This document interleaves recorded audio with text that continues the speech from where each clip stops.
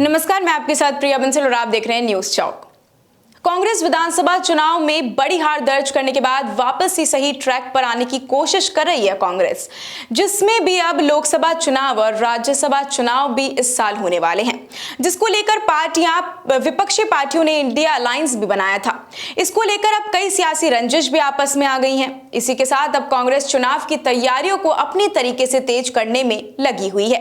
अब जहां हाल ही में भारत न्याय जोड़ो यात्रा की शुरुआत भी होने जा रही है, जो मणिपुर से शुरू होकर महाराष्ट्र पर खत्म होगी और कई राज्यों को कवर करती हुई जाएगी।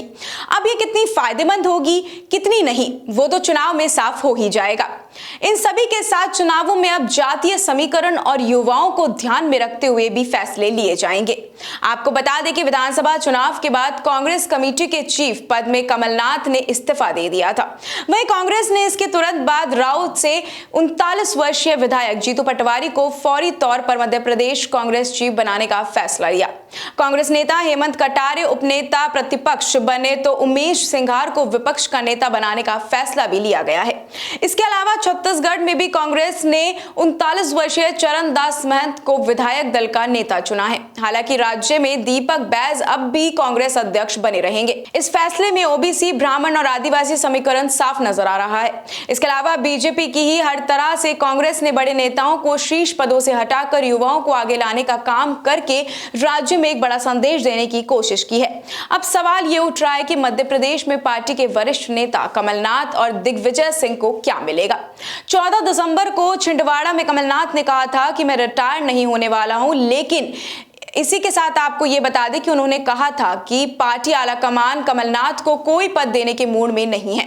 इसके अलावा पूर्व मुख्यमंत्री और पार्टी के वरिष्ठ नेता दिग्विजय सिंह राज्यसभा में ही बने रहेंगे।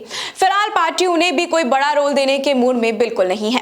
कांग्रेस ने छत्तीसगढ़ में भी बदलाव किया है। राज्य में 69 साल के चरणदास महंत को विधानसभा में विपक्ष का नेता बनाया गया है।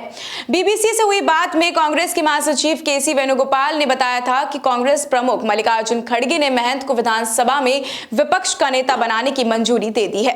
महंत को छत्तीसगढ़ में कांग्रेस विधायक दल का नेता भी चुना गया है। हालांकि लोकसभा सांसद दीपक बैज को राज्य का कांग्रेस अध्यक्ष बनाए रखा गया है। वहीं इसी के साथ चरणदास महंत छत्तीसगढ़ में उन 5 नेताओं में से एक हैं जो उस चुनाव में अपनी सीट को बचाने में कामयाब रहे हैं। कांग्रेस की दूसरी पीढ़ी के नेता माने जाने वाले महंत विधानसभा स्पीकर भी रह चुके हैं। वो पक्ष को विपक्ष को दोनों को साधने वाले नेता हैं। बीजेपी भी उनके निष्पक्ष रुख का समर्थन कर चुकी है। महंत के पिता बिसाहू दास महंत छत्तीसगढ़ के सबसे लंबे समय तक विधायक रहने वाले नेताओं में से एक थे। जब मध्य प्रदेश का विभाजन नहीं हुआ था उस वक्त वो कांग्रेस के अध्यक्ष भी रह चुके हैं। महंत केंद्रीय मंत्री भी रह चुके हैं। इसके अलावा वो 3 बार से लोकसभा सांसद हैं। उन्होंने पीएचडी की है और वो सामाजिक कार्यकर्ता भी रहे हैं। 2013 में जब झीरम घाटी के एक नक्सली हमले में पूरे कांग्रेस नेतृत्व को मार दिया गया था तो तत्कालीन कांग्रेस अध्यक्ष सोनिया गांधी ने महंत को राज्य में कांग्रेस अध्यक्ष की जिम्मेदारी संभालने का जिम्मा दिया था। उस हमले में राज्य के तत्कालीन कांग्रेस अध्यक्ष नंद कुमार पटेल को भी मार दिया गया था। नवंबर 2023 में हुए विधानसभा चुनाव में कांग्रेस को राजस्थान में भी बड़ी हार का सामना करना पड़ा था। 199 सीटों में से 69 सीटों पर ही उसे जीत मिली थी। ऐसे में सूत्रों की माने तो पार्टी राजस्थान में भी युवाओं को आगे लाने की तैयारी अब कर सकती है। अशोक गहलोत पार्टी को अब इस बार जीत दिलाने में कामयाब तो नहीं हुए थे। ऐसे में खबरें ये भी आ रही थी कि पार्टी उनसे खुश नहीं है। वहीं खबरों की माने तो राजस्थान में कांग्रेस आलाकमान प्रदेश कांग्रेस कमेटी का चीफ बदलने की भी तैयारी में लगे हुए हैं। अब आपकी क्या राय है हमें कमेंट सेक्शन में बताना बिल्कुल भी मत भूलिएगा। ऐसी और भी तमाम अपडेट्स और जानकारी के लिए आप बने रहिए हमारे चैनल न्यूज चौक के साथ। इजाजत दीजिए, नमस्कार।